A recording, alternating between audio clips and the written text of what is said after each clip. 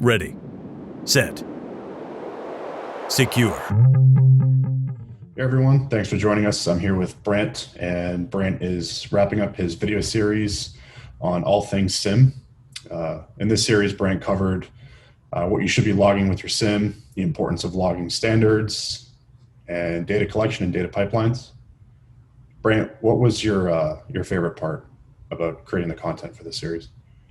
Yeah, I had a blast creating this series. Really was enjoyable working with the larger team. We've got a lot of great people on our team, the data analytics team, a lot of expertise.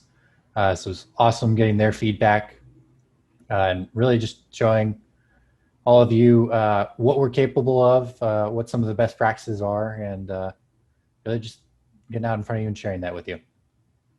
And when you're putting all this together and looking at where you've seen current clients or customers and just your experience in the past, where do you feel organizations typically fall short when creating logging standards and data collection pipelines? Yeah, so especially with the logging standards, it's typically something we don't see very often that many organizations have them in the first place.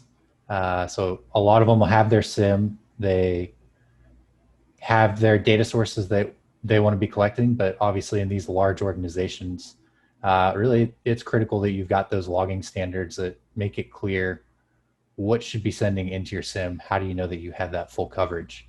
And that's not typically something we see, and definitely something we recommend. As we get into a little bit more of the data pipeline and actually getting data into the SIEM, one of the things we really see is people overcomplicate their pipeline. So lots of people, it's not rocket science, as we talked about. Keep it simple. Really, it's used to route your data and get it to the right spot. We see a lot of people that overcomplicate that, try to inject a bunch of stuff into the logs beforehand, and really create a bunch of latency and headache for themselves in those pipelines. Yeah, for sure. And I usually ask people this, but I know that we have a very finite amount of time for these video series, and there's a lot of useful information packed into them. But what didn't you get a chance to cover that you maybe wish you had in this series? Yeah, so in this series, we really focused a lot more on getting data into the SIEM or your analytics tool, but we didn't really talk much about what you do once that's in there. How do you start creating the content? What you should be looking for,